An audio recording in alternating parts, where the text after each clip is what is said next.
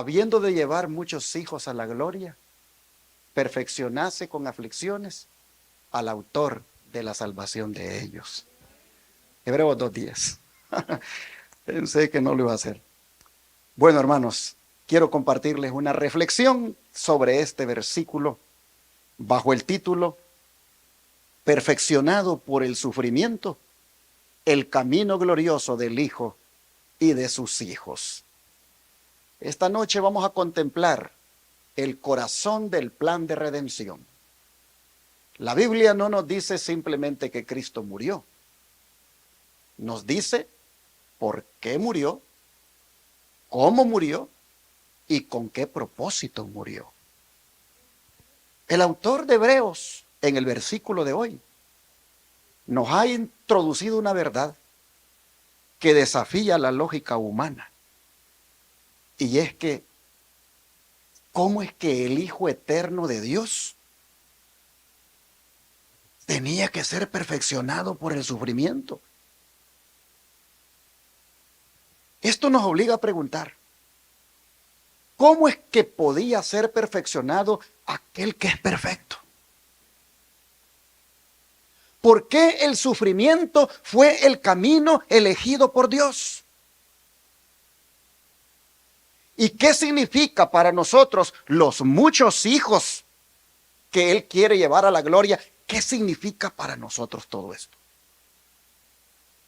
Así que vamos a ver esta noche que el sufrimiento de Cristo no fue un accidente, no fue una derrota, no fue una concesión al mal, sino que fue la vía santa por la cual Dios decidió salvarnos a usted y a mí. ¿Cuántos decimos amén a esto?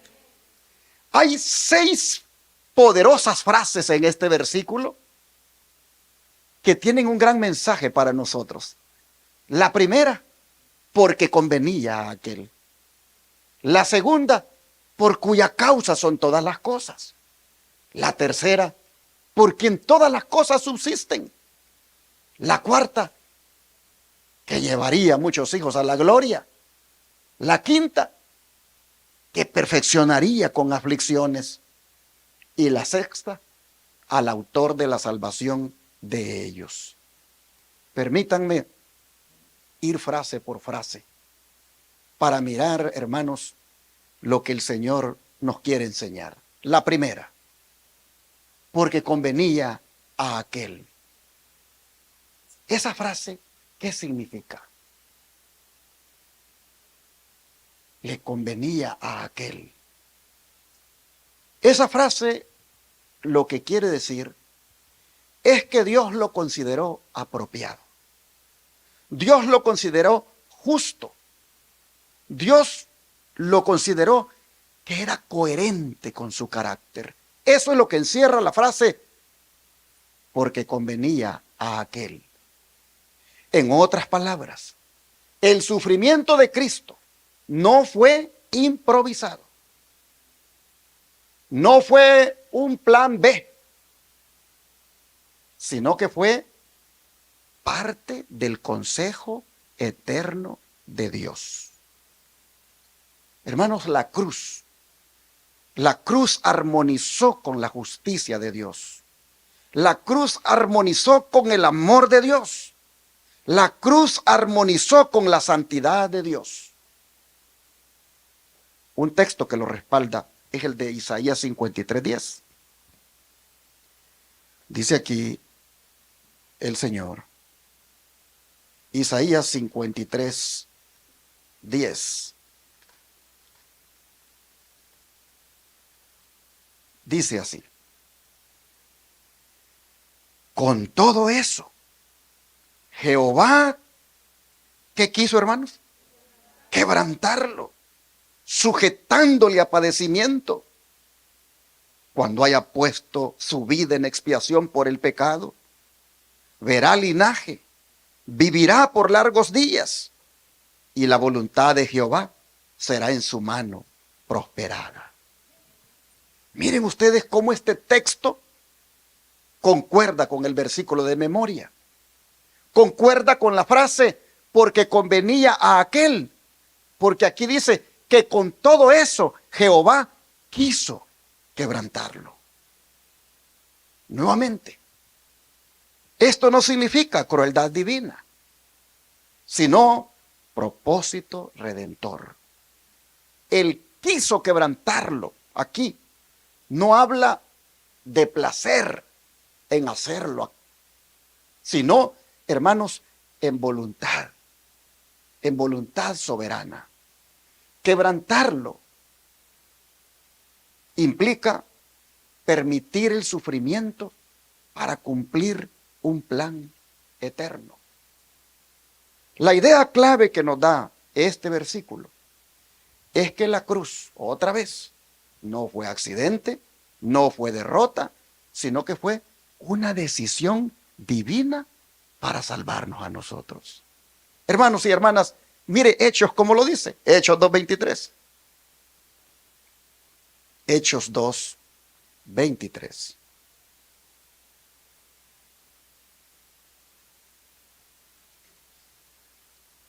Dice de la siguiente manera: a este, entregado por el determinado consejo y anticipado conocimiento de Dios, prendisteis y matasteis por manos de inicuos, crucificándole. Note usted, a este, entregado. Esta frase, ¿qué nos dice? Que Jesús no fue derrotado o arrebatado por sorpresa. El verbo indica que fue, ¿qué cosa? Entregado. O sea, no fue simplemente capturado. Hermanos, lo que estamos mirando con todos estos textos es que la cruz no comenzó en el Getsemaní.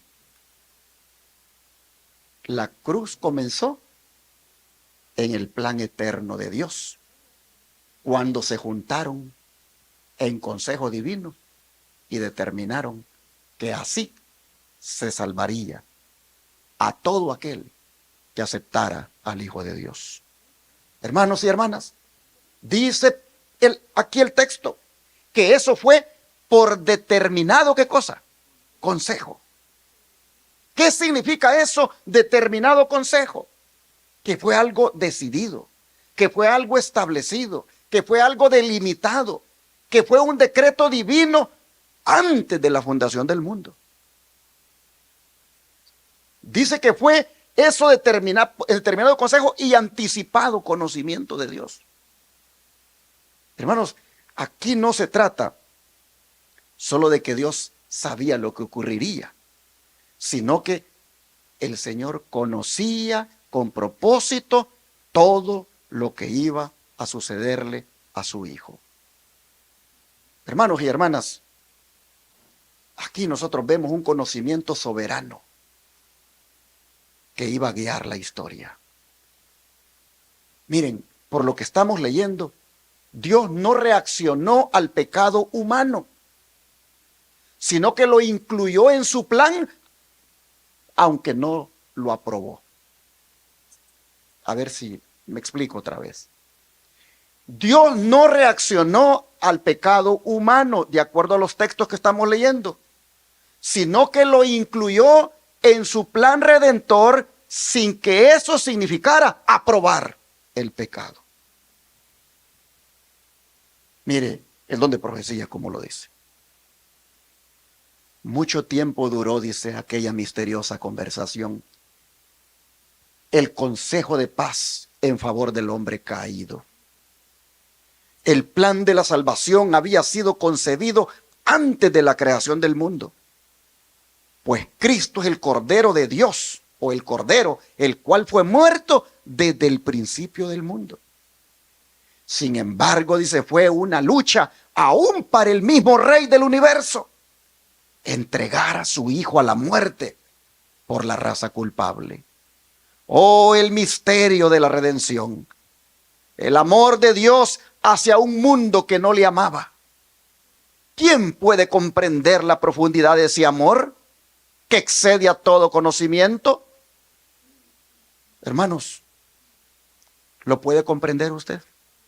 ¿Lo puede entender? Tratamos, pero no, hermanos. No llegamos al entendimiento completo, profundo y amplio de tan grande amor. Así entonces hemos visto lo que significa la primera frase del versículo, porque convenía a aquel.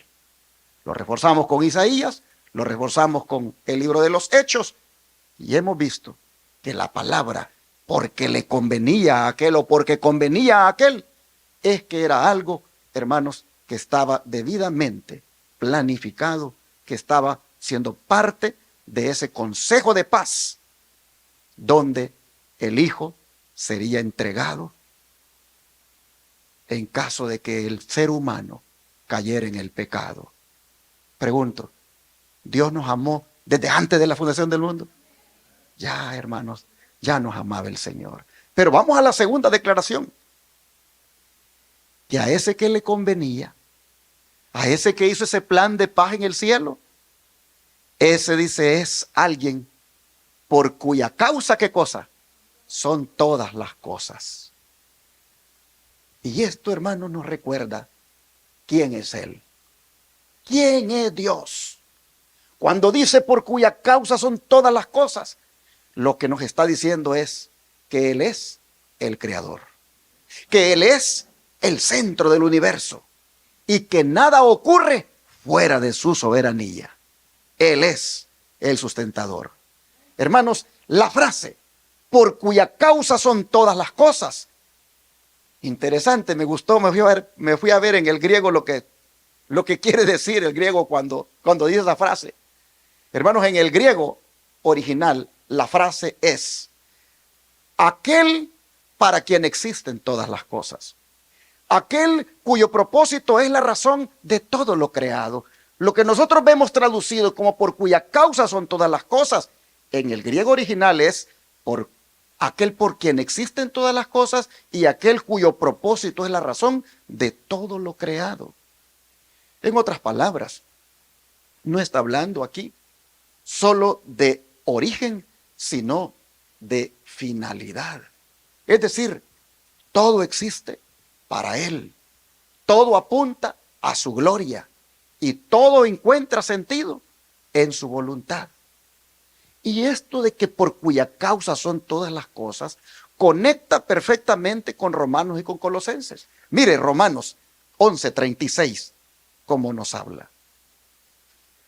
Romanos 11:36. Dice, porque de Él, y por Él, y para Él, son todas las cosas. A Él sea la gloria por los siglos. Amén. Ahora mire Colosenses 1:16. Colosenses 1:16. Y aquí la escritura dice, porque en Él fueron creadas todas las cosas, las que hay en los cielos y las que hay en la tierra, visibles e invisibles, sean tronos, sean dominios, sean principados, sean potestades, todo fue creado por medio de Él y para Él. Hermanos y hermanas, en estos dos versículos nosotros miramos que Dios no solo creó el universo, todo lo que existe, sino que también, hermanos, Él es el origen de todo lo que existe. Es decir, en Él se origina todo. Y todo lo que hay en el universo, según lo que nosotros miramos acá, existe para cumplir su propósito eterno.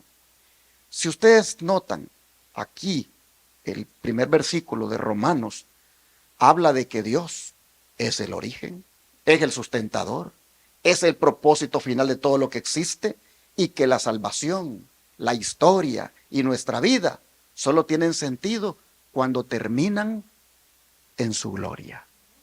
Ahora, Colosenses nos dice que Dios creó todo por medio ¿de quién? De Cristo. Es decir, Cristo es el agente de la creación. El Padre creó todo lo que existe, pero por medio de su Hijo. De manera que, hermanos, cuando nosotros leemos el papel de Cristo en la creación, nosotros no vemos que Cristo ayudó a crear, sino que dice que toda la creación fue hecha por Cristo. Hermanos, la creación ocurrió dentro de la autoridad de Cristo, dentro del poder de Cristo y dentro de la voluntad de Cristo. Nada fue creado al margen de Cristo. Nada existe fuera del señorío de Cristo. Hermanos, esto nos dice que Cristo no es parte de la creación, sino que Él es anterior a la creación y superior a la creación. Hermanos, Colosenses nos ha dicho aquí que Cristo no solo creó todas las cosas, sino que todas existen bajo su autoridad y con un solo propósito, dice, y es glorificarlo a Él. Así que, hermanos, como dice el siguiente o la siguiente frase, Él es por quien todas las cosas subsisten. ¿Qué significa esto de por quien todas las cosas subsisten?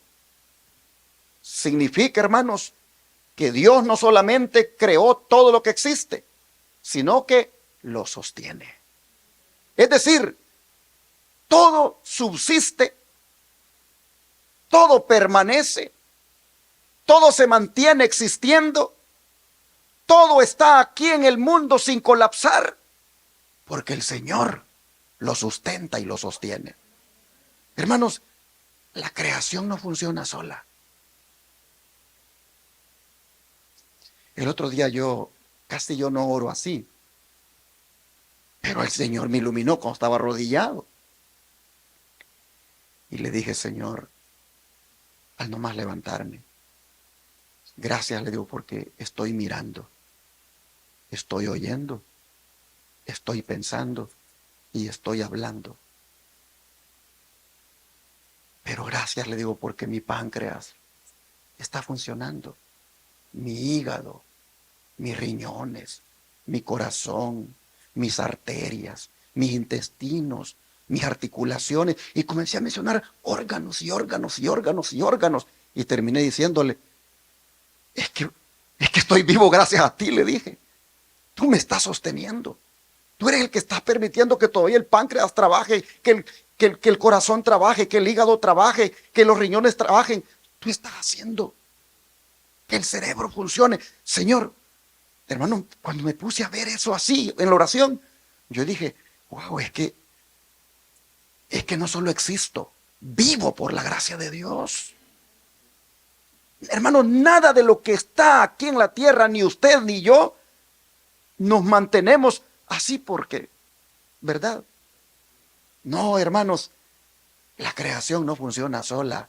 La palabra del versículo de memoria dice, por quien todas las cosas, ¿qué cosa? Subsisten. Hermanos, el universo no está puesto en piloto automático. No, hermanos, a cada instante la materia se mantiene. El orden no se disuelve. La historia no se sale del control, porque Dios sostiene todo con su gran poder. Nada existe ni continúa fuera del control de Dios. Esta frase, por quien todas las cosas subsisten, lo que nos dice es que todo depende de Dios, aún lo invisible, lo visible y lo invisible, lo bueno y lo que parece así caótico. Hermanos, todo está bajo el control de Dios. La historia humana y el plan de redención se mantienen y van a llegar hasta donde Dios lo determine, porque todo está controlado por Él, porque todo subsiste gracias a Él. Hermanos, nada se sostiene por casualidad. Todo se sostiene por el Señor. Y si Dios sostiene todo, yo le pregunto, ¿cree que también lo sostiene a usted? Claro, hermanos. Él nos sostiene a todos. Si todo subsiste por Él, entonces nuestra vida no se cae de sus manos. Si todo subsiste por Él, hermanos, la prueba que podamos estar teniendo no está fuera del control de Él. Yo no sé cuál es su prueba, no sé cuál es su preocupación, no sé cuál es su angustia, no sé cuál es su aflicción, no sé, hermano, lo que usted pueda tener, pero nada de lo que usted tiene escapa al control del Señor. Él controla todo. El Dios que sostiene el cosmos es el mismo que sostiene al cristiano cuando está afligido. El Dios que sostiene el universo es el mismo que sostiene al cristiano cuando está angustiado. El Dios que controla el océano. El Dios que hace que amanezca, que anochezca. El Dios que hace que haya aire para respirar. Ese mismo Dios es el que sostiene a su hijo, a su hija, cuando está angustiada, cuando está afligida, cuando está enferma. Dios sostiene sus criaturas. Hermanos, esta frase, porque en todas las cosas subsisten, significa, una vez más, que nada existe, que nada permanece, que nada avanza sin su poder. Aún el sufrimiento redentor de Cristo, aún eso estaba bajo el control de su Padre. Por eso el don de profecía, me gusta esto, y yo dije, aunque salgamos noche, hoy este tema lo voy a dar despacito, todo, porque me llevó trabajo recopilar. Mire, qué hermoso cuando hablamos de quién sostiene todo, lo que el don de profecía dice. En cuanto se refiere a este mundo, la obra de la creación de Dios está terminada, pues dice que fueron acabadas las obras desde el principio del mundo, según Hebreos 4:3. Pero su energía sigue ejerciendo su influencia para sustentar los objetos de su creación. Una palpitación no sigue a la otra, o un hálito al otro, porque el mecanismo que una vez se puso en marcha continúe accionando por su propia energía inherente. No, sino que todo hálito, toda palpitación del corazón es una evidencia del completo cuidado que tiene de todo lo creado aquel en quien vivimos. Es una evidencia del completo cuidado que tiene de todo lo creado aquel en quien vivimos, nos movemos y somos. Creo que merece que lo vuelva a leer para que tenga sentido la lectura. Toda palpitación del corazón es una evidencia del completo cuidado que tiene de todo lo creado aquel en quien vivimos, nos movemos y somos. No es en virtud de alguna fuerza inherente que año tras año la tierra produce abundantes cosechas y que continúa su movimiento alrededor del sol. No, es la mano de Dios la que dirige todos los planetas y los mantiene en su puesto, en su ordenada marcha a través de los cielos. Él saca y cuenta su ejército, a toda llama por sus nombres y ninguna faltará. Tal es la grandeza de su fuerza y el poder de su dominio, dice Isaías 40:26. De manera que en virtud de su poder, la vegetación, ¿qué cosa? Florece. Aparecen las hojas y las flores se abren. Es Él quien hace a los montes producir hierba. Por su poder, los valles se fertilizan. Todas las bestias de los bosques piden a Dios su alimento. Y toda criatura viviente, desde el diminuto insecto hasta el hombre, dependen diariamente de su divina providencia. Amén, hermano. Mire qué cosa, hasta el insecto le dice, tengo hambre. Y el Señor viene y ya le pone algo para comer. ¿Qué cosa? Damos gloria a Dios, hermanos.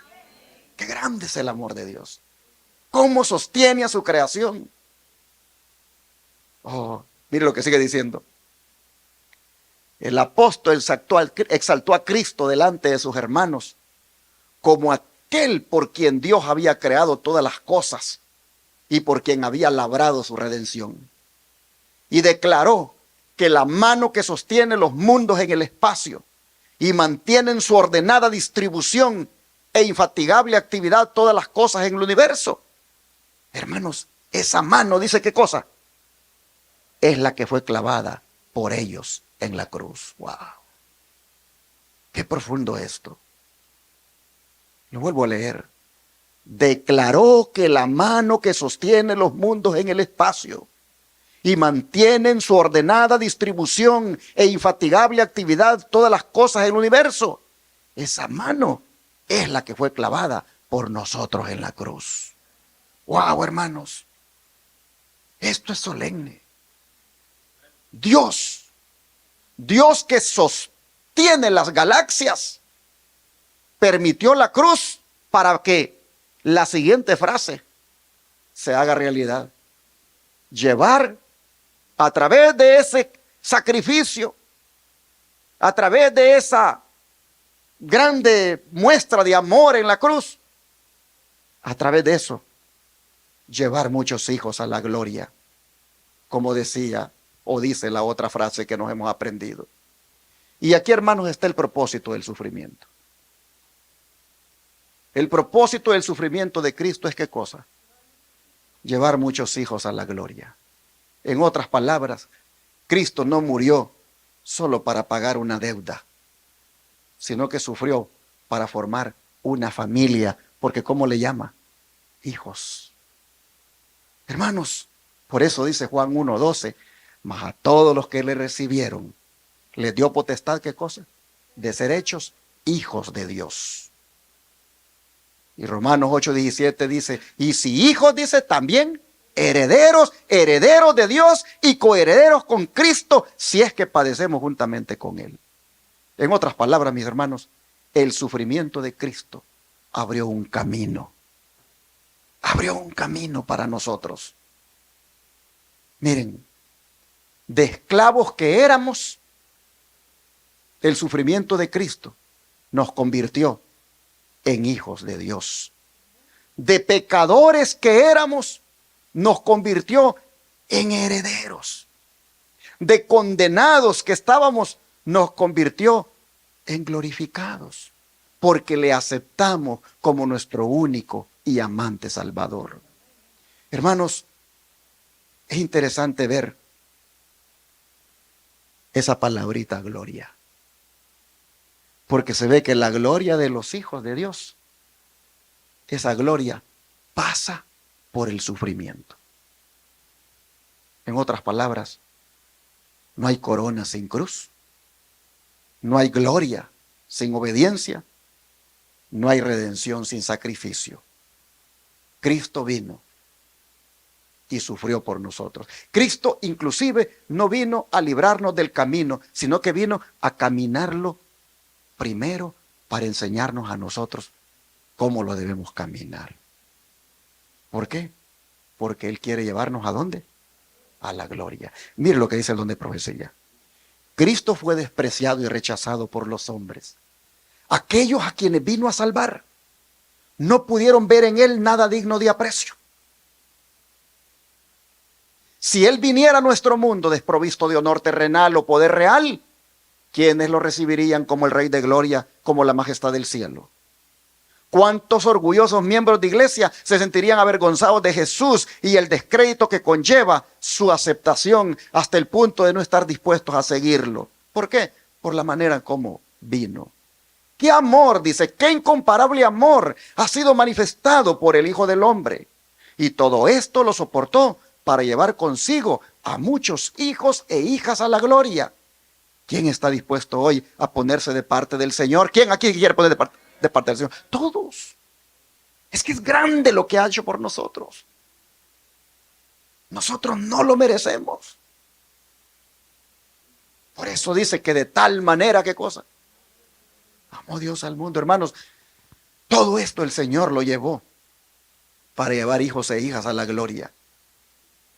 Él soportó desprecio, soportó rechazo, soportó aflicciones y, como dice la otra frase de nuestro versículo de memoria,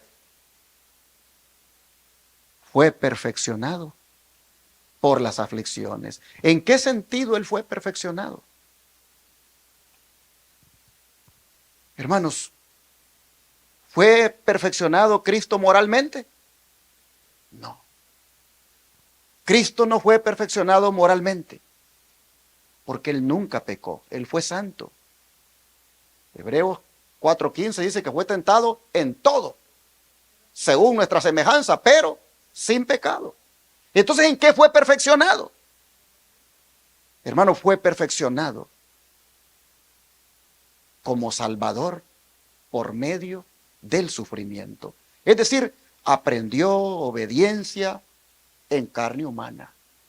Se identificó plenamente con la condición del hombre y se convirtió en un sumo sacerdote compasivo.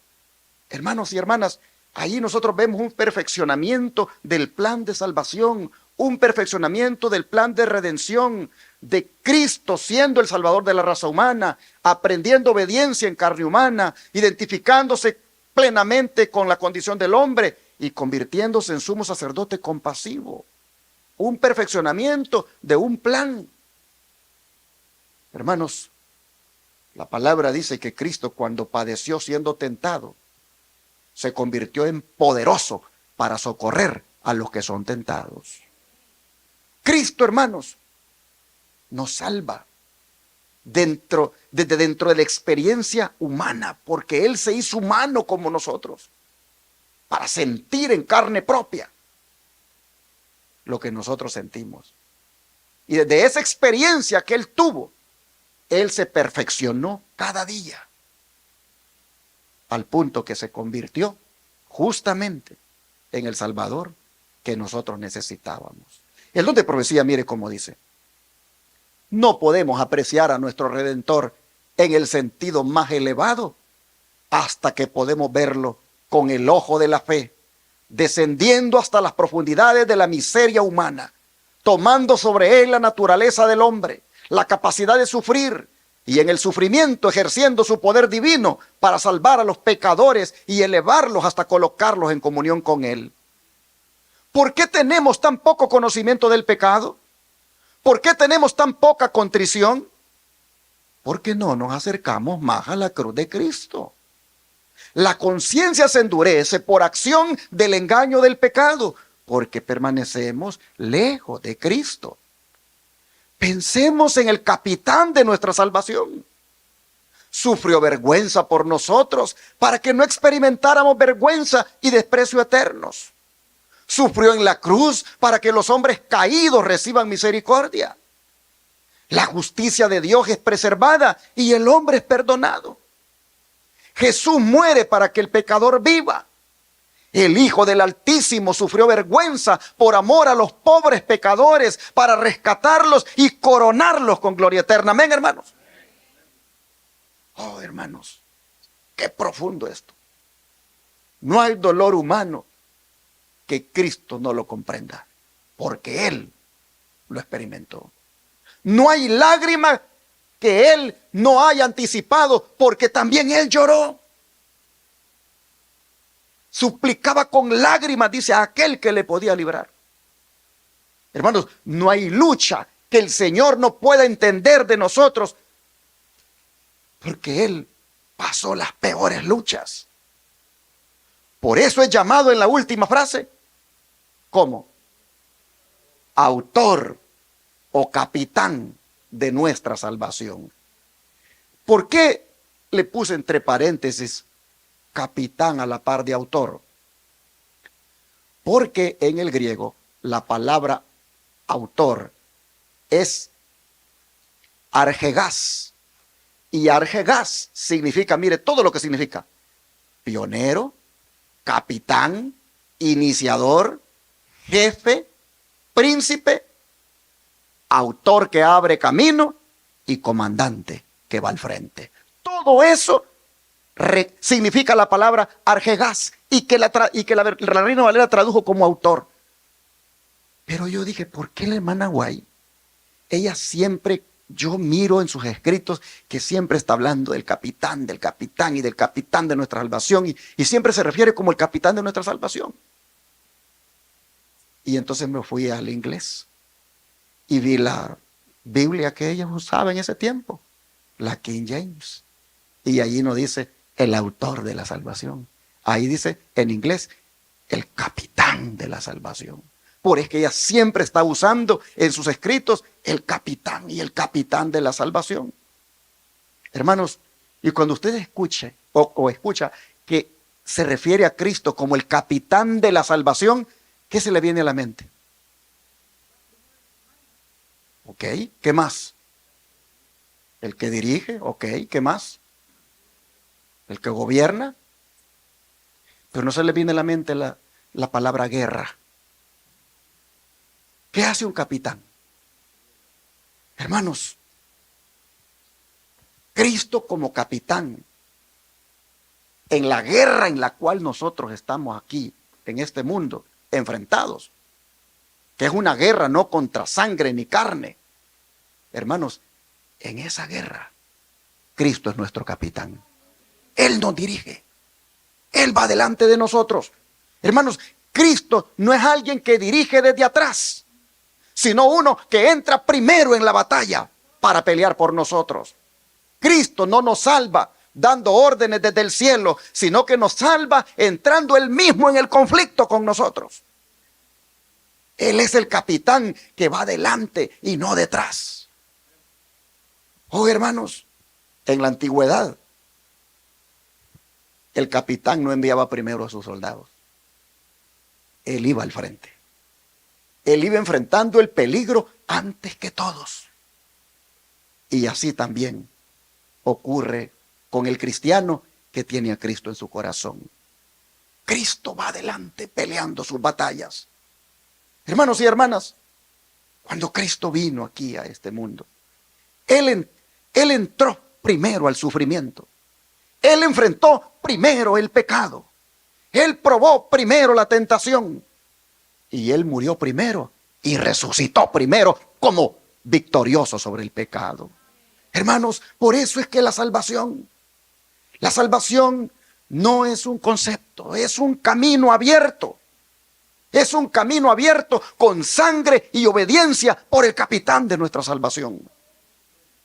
Bien dijo Pablo que por cuanto los hijos participaron de carne y sangre, Él también, dice, participó de lo mismo.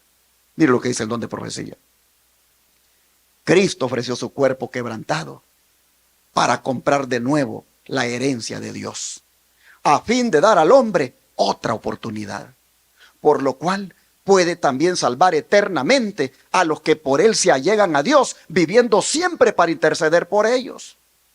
Cristo intercede por la raza perdida, mediante su vida inmaculada, su obediencia y su muerte en la cruz del Calvario. Y ahora, no como mero suplicante, intercede por nosotros el capitán de nuestra salvación, sino como un conquistador que reclama su victoria. Oh, hermanos, con su muerte, Él obtuvo la victoria sobre el pecado, sobre el sufrimiento, sobre la muerte eterna. El capitán de nuestra salvación conquistó la muerte y nos arrebató de sus garras. Estoy hablando de la muerte eterna, porque el que cree en Cristo, la promesa es que aunque esté muerto, ¿qué cosa? Vivirá. Sigue diciendo el don de profecía. Pensemos en el capitán de nuestra salvación. Sufrió vergüenza por nosotros, para que no experimentáramos vergüenza y desprecio eternos. Sufrió en la cruz, para que los hombres caídos reciban misericordia. La justicia de Dios es preservada y el hombre es perdonado. Jesús muere para que el pecador viva. el Hijo del Altísimo sufrió vergüenza por amor a los pobres pecadores, para rescatarlos y coronarlos con gloria eterna. Lo reitera, lo vuelve aquí a mencionar, para darnos, hermanos, esa esperanza bendita.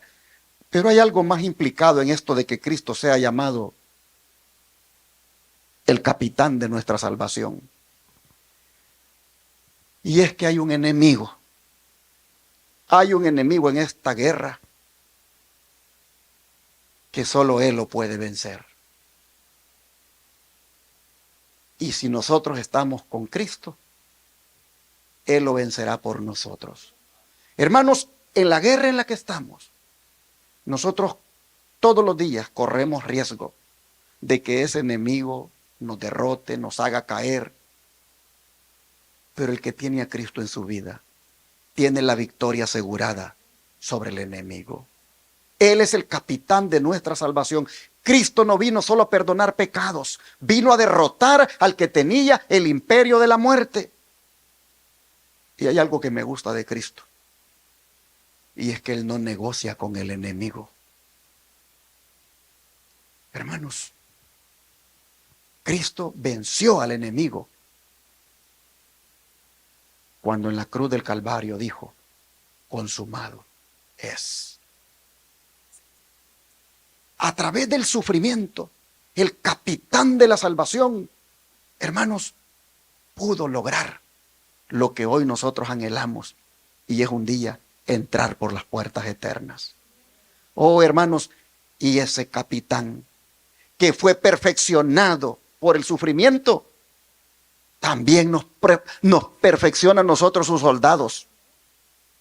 ¿Y cómo nos perfecciona a nosotros? De la misma manera como Él fue perfeccionado, por las aflicciones, por las pruebas.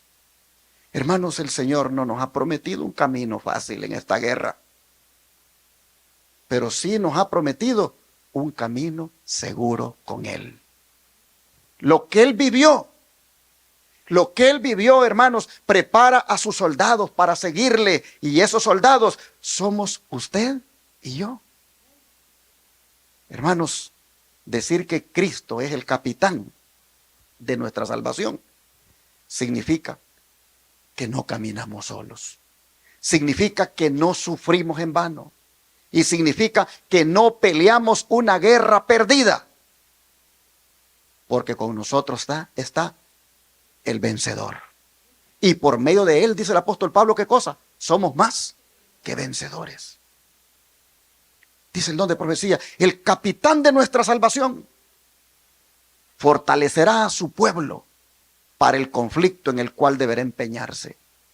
Cuán a menudo, al oponer Satanás todas sus fuerzas a los que siguen a Cristo, y cuando la muerte los confrontaba, las fervientes oraciones elevadas con fe trajeron ¿a quién?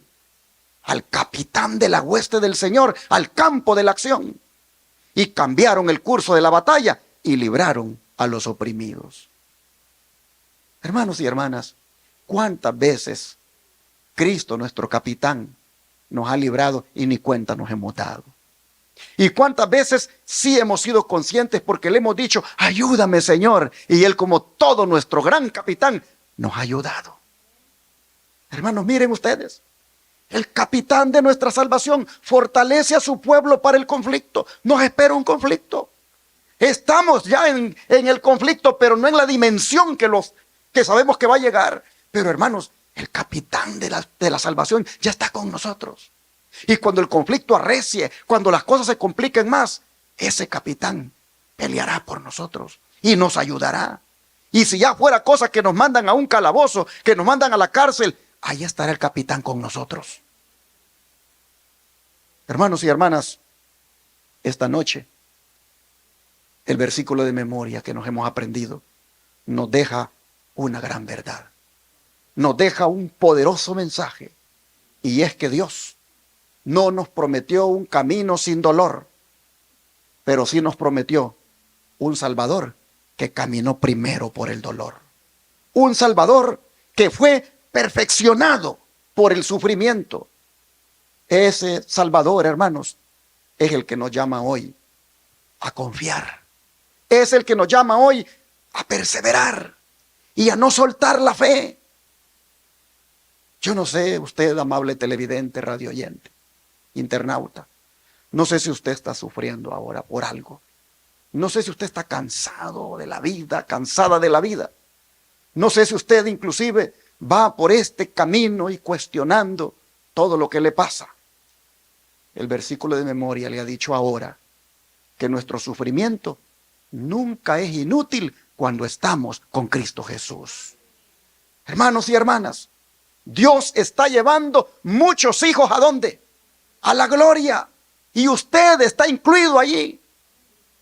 Hermanos y hermanas, todos los que estamos aquí y los que están mirando, estamos incluidos en esos hijos que Cristo está llevando a la gloria, siempre y cuando permanezcamos con Él.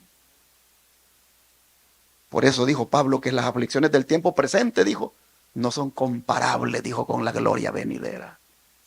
De manera que, para cerrar este mensaje, si hoy decidimos, hermanos, confiar en Cristo en medio del dolor, si hoy decidimos seguirle, aun cuando no entendamos lo que está pasándonos, si hoy decidimos permanecer fieles, aunque cueste lo que nos cueste, si hoy decidimos eso, el mismo Dios que perfeccionó a su Hijo por el sufrimiento, nos va a llevar con toda seguridad a la gloria eterna.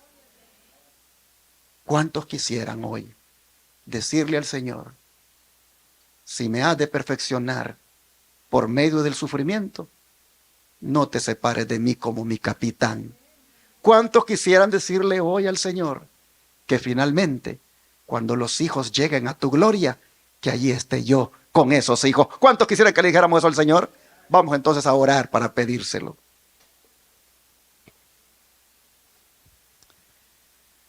Amado Padre, te agradecemos por todo tu maravilloso plan de redención, el cual involucraba el perfeccionar a tu Hijo a través del sufrimiento para llevar muchos hijos a la gloria. Señor, hoy hemos visto que todo tenía un propósito, que nada fue por accidente, que no fue un plan B. Hoy hemos visto que todo fue planeado, todo se decidió en un consejo de paz, y era que por el grande amor que nos tenías, Jesús vendría a morir por nosotros, a sufrir, a morir, a ser crucificado, para que nosotros los pecadores tuviéramos esperanza de salvación. Al haber visto, Señor, tan grande amor, te decimos hoy, ayúdanos a amarte a ti también. Ayúdanos, Señor, a que en nuestro corazón tú seas lo primero.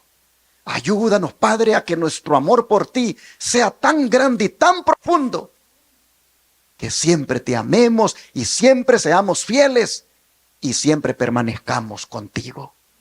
Y mientras nosotros te decimos esto, te suplicamos que por favor tú estés con nosotros, que como el capitán de nuestra salvación dirijas nuestra vida, que como nuestro capitán pelee por nosotros las batallas. Te rogamos, Señor, que como el capitán de nuestra salvación venga siempre en nuestra ayuda, y te rogamos que contigo seamos más que vencedores. Y cuando aquellos hijos e hijas lleguen a la gloria, Señor, que allí estemos nosotros también. Te pedimos que nos ayudes y que en aquel día glorioso, los que estamos aquí, los que están mirando, podamos allí estar otra vez, juntos, disfrutando de tu gloria para siempre. Te rogamos que si a través del sufrimiento también hemos de ser perfeccionados, que eso lo podamos soportar mientras tú nos acompañes en todo momento. Nos rendimos, Señor, a ti y queremos andar contigo por el resto de nuestra vida. Te lo suplicamos en el nombre de Jesús. Amén.